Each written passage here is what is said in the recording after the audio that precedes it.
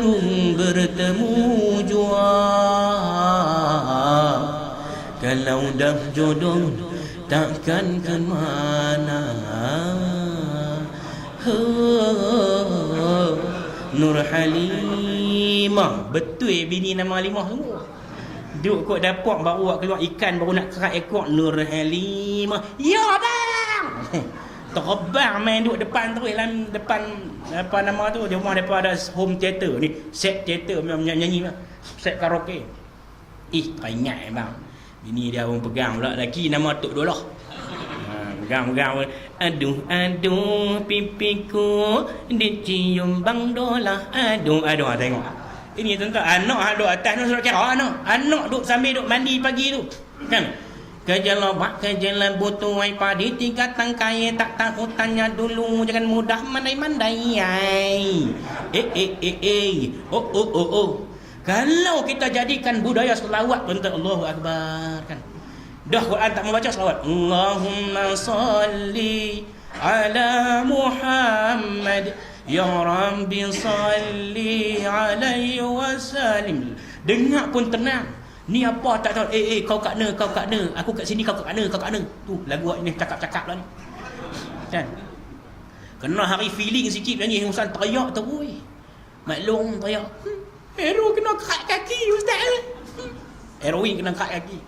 Nyanyi sedih depan Kusya arham sehati sedih. Padahal tak faham pun. Tak faham. Nyanyi ni kau sambil-sambil duduk kuning, duduk goreng lauk, sambil duduk goreng sayur. Duduk goreng sayur. Engkau wilagang kira kenang, mehdilagang kira kenang. Laki dia baik, woi, ho. Jangan begitulah. Nah, kita ubah rumah kita hari ni biar banyak selawat. Nah, abang nak dengar selawat sekali, anak selawat. Kakak, abah nak dengar selawat. Nah, ini tanda kita cinta pada Nabi SAW. Banyak kita berselawat ke atas Nabi. Allah SWT firman, Inna Allah wa malaikatahu yusalluna ala nabi ya ayyuhallazina amanu sallu alaihi wa sallimu taslima. Ada 3 kategori selawat ini. Inna Allah wa malaikatahu, Allah dan malaikatnya selawat ke atas Nabi. Selawat Allah macam kita kan? Allahumma salli ala Muhammad wa ala ali Muhammad. Ada macam kita kan? Tidak.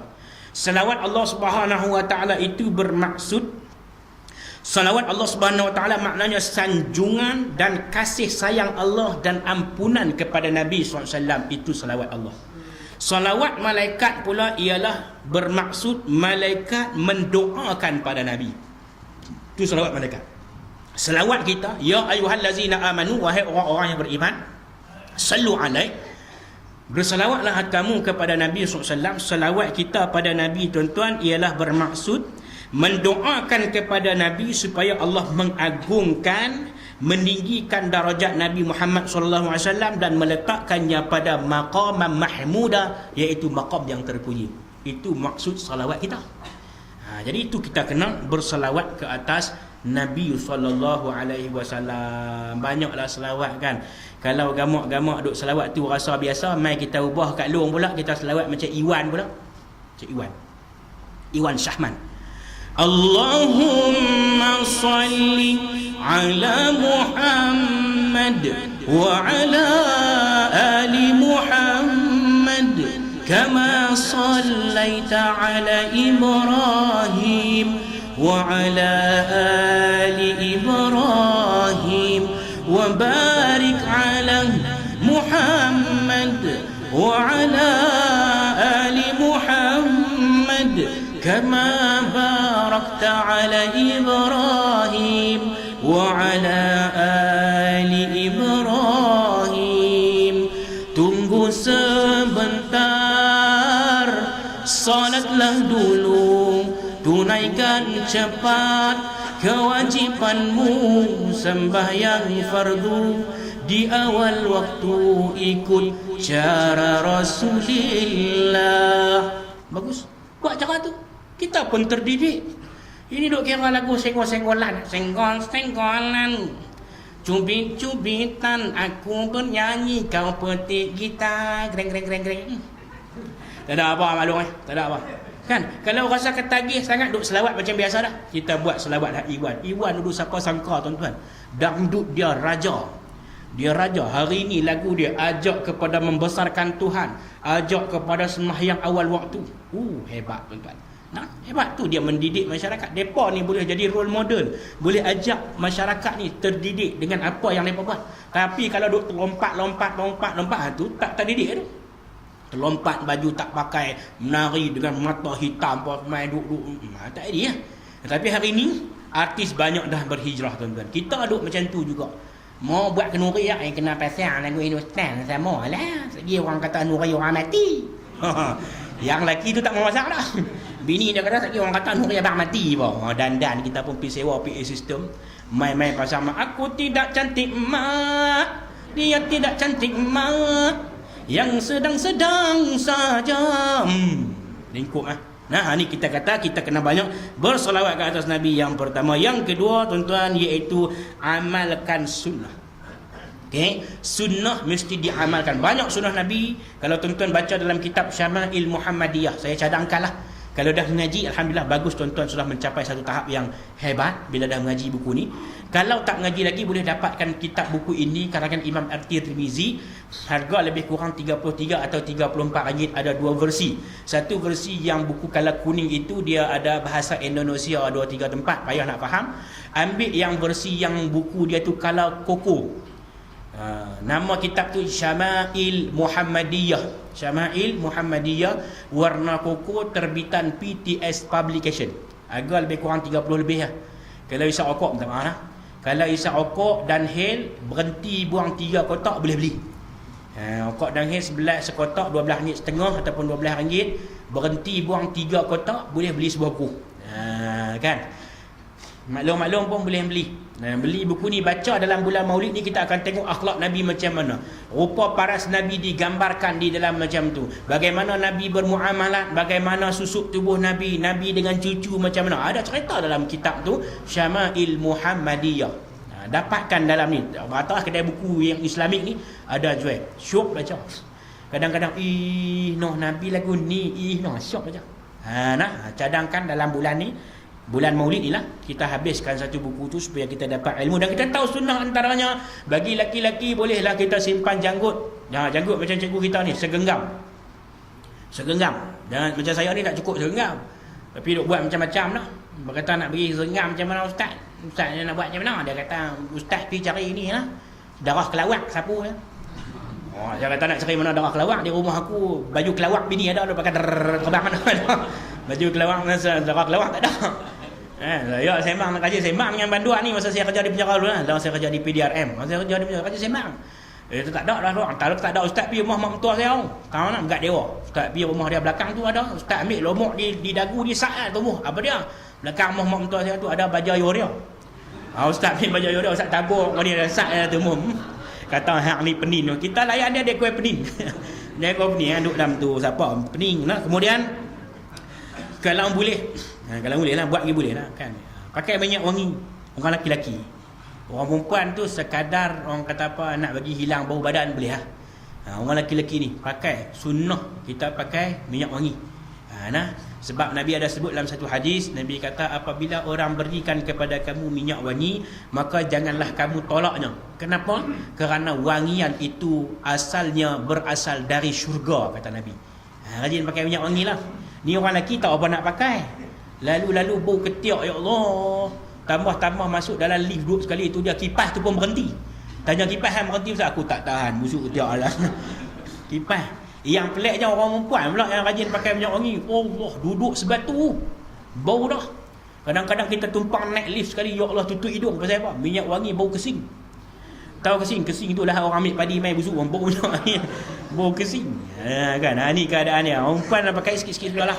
Tapi kalau tak pakai pun lagi baik lah. Tapi kalau dia rasa macam tak selesa, pakai. Jangan sampai kita ni pula kerana wangi kita orang terperhati, kita tengok kita. Jangan macam tu. Pakai sikit-sikit lah. Orang lelaki ni yang kena pakai ni. Baik.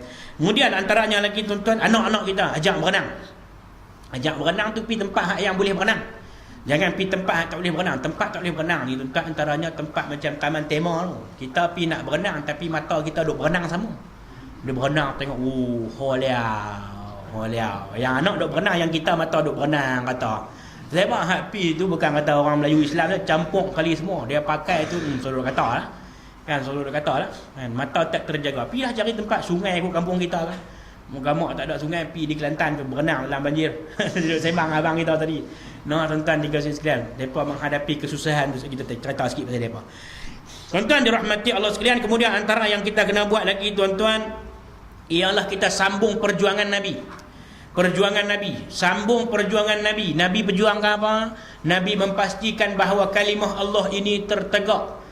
Nabi memastikan bahawa agama Allah ini tertegak di atas muka bumi ini. Maka kita lah yang kena sambung perjuangan. Kita lah kena kuat semangat kita untuk sambung apa yang Nabi buat ini, supaya masyarakat, orang Islam kita, seluruh manusia ini sampai kepada mereka dakwah ataupun sampai kepada mereka ajaran Islam. Maka kita semua kena pakat-pakat jadikan orang yang menggerak, ataupun erti kata lain, kita adalah sebagai seorang pendakwah. Dakwah ni tuan-tuan bukan ertinya hanya kita dengan bercakap. Dakwah ni ada banyak-banyak kategori. Antaranya dakwah bilhal.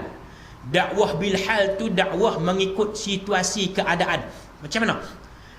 Macam tuan-tuan orang yang menghadapi kesusahan di Kelantan sana. Tuan-tuan pergi tolong. Ada tuan-tuan pergi bercakap, wahai tuan-tuan semua kena bersabarlah, ini adalah ujian Allah. Dah. Kita tak pergi bercakap. Kita pergi tolong.